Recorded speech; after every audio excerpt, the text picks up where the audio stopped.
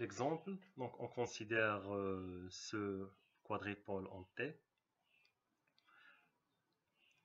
X de S, donc le grandeur de sortie en fonction de grandeur d'entrée. Et vous avez ici, c'est le produit par la matrice de transfert. Ça, c'est votre matrice transfert T. Donc, nous avons dit que donc vous avez ici ça, c'est le quadripôle élémentaire 1.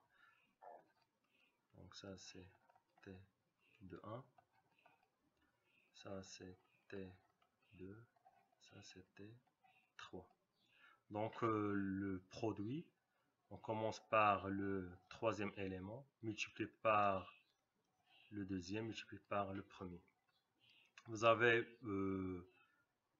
la matrice de transfert donc longitudinale de Z3, c'est 1 moins Z3, 0, 1. Donc la matrice élémentaire pour Z3.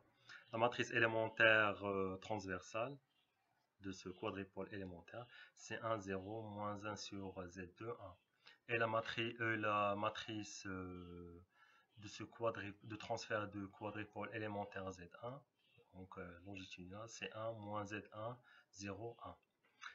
Ainsi, on le multiplie. Donc, pour calculer la matrice de transfert équivalent du circuit, donc c'est le produit de troisième quadripôle multiplié par le deuxième multiplié par le premier. Donc, le produit matriciel vaut donc cette matrice de transfert T. Ainsi, donc, la fonction transfert devrait être, c'est l'inverse de ce élément T. Donc, le même principe pour la matrice transfert du quadripôle passif en pi.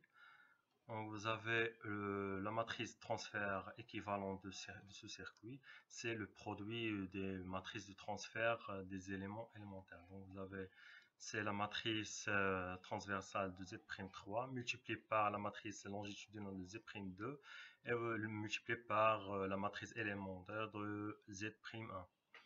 Vous avez la matrice transversale de Z'3, c'est 1, 0, moins 1 sur Z'3, 1. Le longitudinal de Z'2, c'est 1, moins Z'2, 0, 1. Et la matrice transfert de Z'1, c'est 1, 0, moins 1 sur Z'1, 1. Donc le produit matriciel vaut cette matrice de transfert équivalent donc de ce circuit. Et vous avez la fonction de transfert de ce circuit, c'est l'inverse de l'élément D de cette matrice. Donc c'est 1 sur 1 plus Z'2 sur Z'3. Donc on prend l'exemple de l'association de deux cellules RC. Vous avez la matrice transfert d'une cellule RC. Donc c'est la matrice transfert de l'élément transversal C multiplié par la matrice de R. Vous avez donc la matrice de C, c'est 1, 0, moins 1 sur l'impédance Z, donc c'est moins J, c'est oméga, 1, multiplié par la matrice R, donc c'est 1 moins Z, donc l'impédance Z, donc c'est R moins R, 0, 1. Le produit matriciel de cette matrice transfert, donc c'est là. Ainsi, vous avez la fonction de transfert de cette cellule RC, c'est l'inverse de l'élément D, donc c'est 1 sur 1 plus JRC oméga. Donc nous l'avons déjà vu dans le filtre PASPA. RC. Pour obtenir la fonction de transfert de l'ensemble, donc du circuit RC, donc c'est le produit de matrice de transfert des cellules. Donc vous avez la matrice TRC multipliée par la matrice de transfert de TRC. Donc le produit matriciel vaut, en utilisant la fréquence réduite, donc X égale à oméga sur oméga 0. Donc vous avez oméga pour oméga 0 qui vaut 1 sur RC. Je vais déterminer la matrice transfert donc à fréquence réduite de TRC.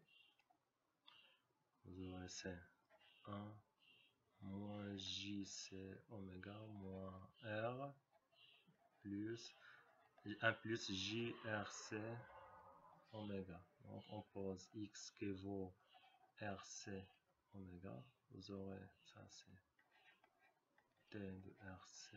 Donc on calcule la matrice transfert RC en fonction de la fréquence réduite. Donc c'est 1 moins R. Vous avez X vaut RC oméga moins J. Donc ici moins J.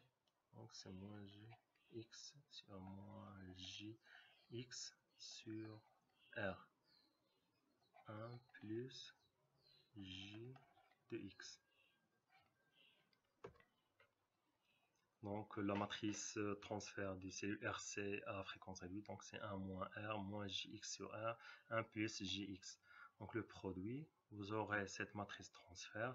Ainsi, la fonction de transfert de deux cellules identiques RC en cascade, c'est l'inverse de l'élément D. Donc c'est 1 sur 1 moins X au carré plus J3X. Le diagramme de bord de l'association de deux cellules RC, vous avez pour la courbe de gain, c'est 20 log du module de la fonction de transfert. Vous avez la fonction de transfert h de x, le module de h de x, c'est 1 sur la racine carrée de 1 moins donc la partie réelle au carré plus la partie imaginaire au carré. Ainsi vous avez le 20 log, c'est donc l'inverse, donc c'est cette expression à la puissance moins 1,5, donc c'est moins 10 log de 1 moins x au carré plus 9x au carré. Et pour la phase, donc c'est l'argument, c'est moins l'arc tangente de la partie imaginaire du dénominateur sur la partie réelle. C'est moins arc tangente de 3x sur 1 moins x au carré. Donc ici nous avons plus car nous avons inversé le dénominateur, donc c'est x au carré moins 1. Pour les basses fréquences, vous avez f très inférieur devant fc, donc x très faible, donc presque 0. Vous aurez ici 0, 0, et vous avez ce log de 1 qui vaut 0. Pour les hautes fréquences, donc f très supérieur devant fc, petit x envers l'infini, donc c'est x, donc ça c'est l'infini. Vous avez log de l'infini, c'est plus l'infini, avec le moins 10, c'est moins l'infini. Donc pour les hautes fréquences, vous avez le diagramme donc, de Bode, donc le gain en décibels, c'est moins l'infini.